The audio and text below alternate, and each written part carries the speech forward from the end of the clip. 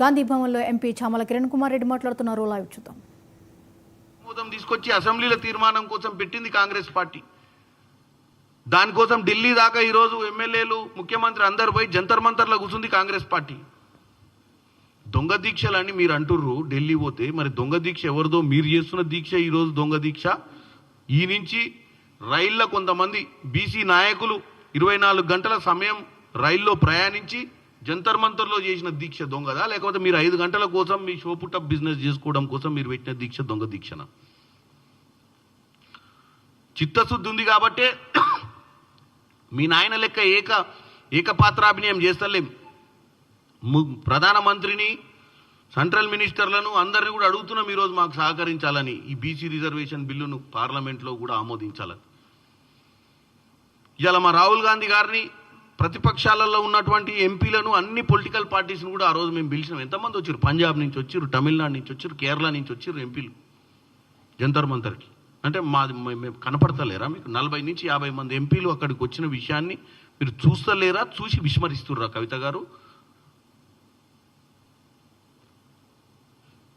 ఈరోజు నేను ఒకటే చెప్పదలుచుకున్నా, మీకు చిత్తశుద్ధి లేదు. మీరు పరిపాలించినప్పుడు ప్రజల గురించి ఆలోచించలేదు, వెనుకబడ్డ తరగతుల గురించి ఆలోచించలేదు. ఈరోజు కేవలం కాంగ్రెస్ పార్టీపై విష ప్రచారం చేయనికనే మీ కుటుంబంలో ఉన్నటువంటి ముగ్గురు కూడా ఈరోజు 3 అంశాల మీద మాట్లాడుతూ మళ్ళీ తెలంగాణ ప్రజలను తప్పుతో పట్టించే ప్రయత్నం చేస్తారు.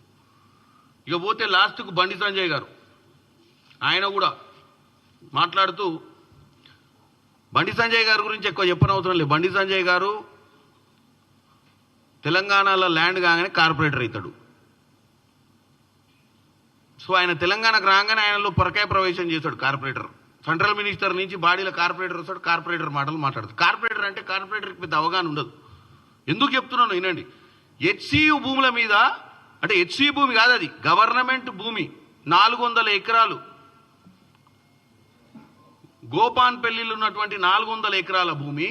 బండి సంజయ్ గారు మీరు ఒక్కటి చెప్పండి, ఈ 2003లో అమితాబ్ బచ్చన్ అడుగుతాడు కదా దాంట్లో క్వశ్చన్, కోన్ బనేగా కరోర్పతిలో. బండి సంజయ్ గారు మీకు ఒక ప్రశ్న వేస్తున్నాను. 2003లో ప్రధానమంత్రి ఎవరు? ఇందిరాగాంధీ, సోనియా గాంధీ, వాజ్పేయి, నెహ్రూ. 2003లో వాజ్పేయి గారు ప్రధానమంత్రి. ఈ భూముల మీద నువ్వు సిబిఐ ఎంక్వైరీ అయితే వాజ్పేయి లేడు, చంద్రబాబు నాయుడు ఉండు పక్కన. సిబిఐ వేస్తావా, సిబిఐ వేస్తావా ఎంక్వైరీ? సిబిఐ అంటే చంద్రబాబు ఎంక్వైరీ. చంద్రబాబు ముఖ్యమంత్రి ఉన్నప్పుడు ఈ 400 ఎకరాలు బిల్లీరావుకి ఇచ్చిండు, ఐఎంజీ భారత. మరి బండి సంజయ్ గారు ఇప్పుడు డెఫినెట్గా సిబిఐ ఎంక్వైరీ చేసి ఆ భూములను తేలుస్తాడట తాడో పేడు. ఏంది నువ్వు తాడు చేసేది, పేడు తేల్చేది? నువ్వు ఉన్న పార్టీ ఆ రోజు అధికారంలో ఉంది, నీకున్న అలయన్స్ ఇప్పుడు ఉన్నది 18వ లోక్సభలో ఉన్న అలయన్సే. ఇప్పుడు ఆ అలయన్స్ అప్పుడు ఇక్కడ ముఖ్యమంత్రి ఉంది చంద్రబాబు గారు.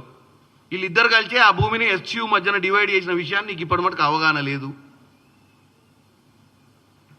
అది ఫారెస్ట్ ల్యాండ్ అని ఒకరోజు అంటారు, అది హెచ్సియు భూమి అని ఒకరోజు అంటారు. మరి ఇచ్చినటువంటి ఆ రోజు సెంట్రల్లో గవర్నమెంట్ బీజేపీ ఉండి సెంట్రల్ యూనివర్సిటీ రిజిస్ట్రార్లు అందరూ పోయి పంచనామాల సంతకాలు పెట్టింది బండి సంజయ్ గారు. మీరు చూడాల్సిన అవసరం ఉంది. మీరు దయచేసి హోందాగా మీరు ఒక సెంట్రల్ మినిస్టర్ అన్న విషయాన్ని మర్చిపోవద్దు. మీరు ఏది మాట్లాడినా కొంచెం అవగాహన తీసుకొని, కొంచెం దాని మీద సబ్జెక్ట్ మీద కొంచెం గ్రిప్ తెచ్చుకొని మాట్లాడాల్సిన అవసరం ఉంది. దేని మీద సిబిఐ ఎంక్వైరీ చేస్తావు? బిల్లీరావు మీద వేయాల్సిందే నువ్వు ఇప్పుడు. ఎందుకంటే బిల్లీరావు మీద 10 ఏళ్ల నుంచి, ఆ రోజు మీరు అధికారంలో ఉన్నారు సెంట్రల్లో, ఈడ కేసీఆర్ గారు అధికారంలో ఉన్నారు. 10 ఏళ్ల నుంచి బిల్లీరావు తోటి మరి ఎవరు వ్యాపారం చేద్దామని పిచ్చి ఆలోచన వచ్చిందో నాకు తెలుస్తలేదు. ఇవాళ చిత్తశుద్ధున్న రేవంత్ రెడ్డి గారు ఇవాళ ఇంత మీరు బద్నాం చేయడానికి ప్రయత్నం చేస్తారు కదా. మరి మీ లెక్కనే 10 సంవత్సరాలు కేసు నాంచినట్టు సుప్రీంకోర్టులో నాంచి అదే బిల్లీరావు తోటి మీరు చేసుకున్నటువంటి మంతనాలు చెంతనాలు చేసుకొని ఉంటే ఇవాళ ఈ 400 భూమి ప్రజలకు దక్కేదా, ప్రభుత్వానికి దక్కేదా అని అడుగుతున్నా. ఒకవేళ బిల్లీరావుకే కనుక కోర్టులకు వెళ్తుంటే ఈ భూమి ఎవడిచ్చినట్టు? దారాదత్తం చేసినట్టు. ఆ రోజున్న బీజేపీయే కదా దారాదత్తం చేసింది, ఆ రోజున్న చంద్రబాబు నాయుడే కదా దారాదత్తం చేసింది. ఇలా తెలంగాణ ప్రజలు అర్థం చేసుకోవాల్సింది ఏంటంటే, ఈ బీజేపీలో ఉన్న బండి సంజయ్ గారు మాట్లాడే పార్టీయే ఆ రోజు అధికారంలో ఉండి బిల్లీరావుకి ఇచ్చింది భూమిని, 400 ఎకరాలని. దాన్ని కాపాడింది ఎవరే అంటే రేవంత్ రెడ్డి గారు కాపాడింది. కాపాడి గవర్నమెంట్ ఖాతాలకు వచ్చింది ఆ భూమి. ఇంకా దీని మీద ఎంక్వైరీ ఉంది. నేను ఓపెన్గా చెప్తున్నా మీకు కూడా, మీ జర్నలిస్ట్ మిత్రులందరికీ కూడా ఈ భూమి మీద ఇంతో అంతో ఈ 2-3 రోజులలో అంతకుముందు లేకపోవచ్చు.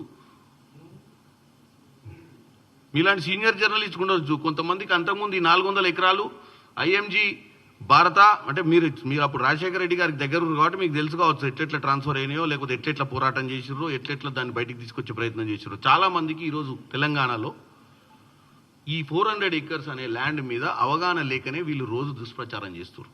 తెలంగాణ ప్రజల మనసులో విషం నాటే ప్రయత్నం చేస్తుర్రు. రేవంత్ రెడ్డి గారు ప్రభుత్వ భూమినో లేకపోతే అదే యూనివర్సిటీ భూమినో అటవీ భూమినో తీసుకున్నట్టుగా పోర్ట్రే చేయడానికి ప్రయత్నం చేయడంలోనే ఈరోజు వాళ్ళు బిజీ ఉన్నారు తప్ప వాస్తవాలు చెప్పే ప్రయత్నం చేస్తలేరు. నేను ఇది 3వ సారో 4వ సారో దీన్ని మరీ బ్రీఫింగ్ చేస్తున్నాను. ఇప్పుడు కూడా చేయాల్సిన అవసరం ఎందుకు వచ్చిందంటే బండి సంజయ్ గారు సిబిఐ ఎంక్వైరీ అన్నాడని చెప్పి నేను చెప్తున్నా.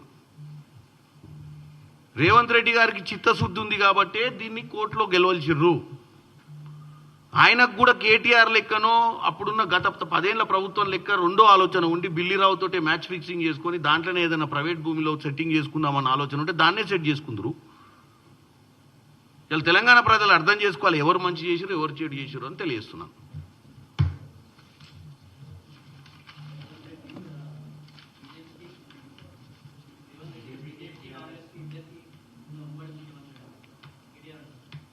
బీజేపీకి ఇప్పుడు ఆయన బండి సంజయ్ ఇద్దరు కలిసి తలుపులు వేసుకొని